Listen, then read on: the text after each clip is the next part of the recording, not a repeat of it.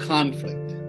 So if you define the Israeli-Palestine issue as a conflict, it locks you into a certain kind of an approach, a conflict resolution approach. And a conflict is when you have two or more sides, and they're fighting about something. And the only way you resolve a conflict is you get the sides together, they negotiate, they compromise, and they find some kind of a technical solution, and then they get on with things. But this isn't the conflict. Settler colonialism is a unilateral process. Settler colonialism is when a people come to a country with the intent of taking it over.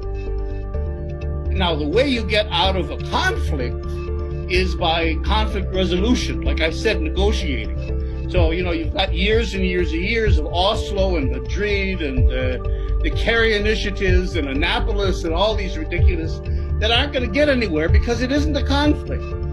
The reason settler colonialism is so important to understand is that it's unilateral, is that the indigenous population has no rights. It isn't a side.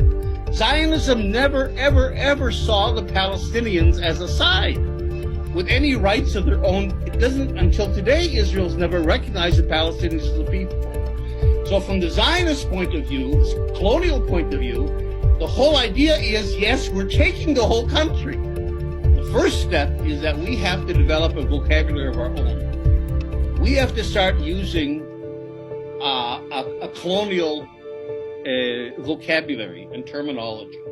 So, for example, instead of talking about peace and negotiations and all these conflict resolution related things, we have to start talking about decolonization.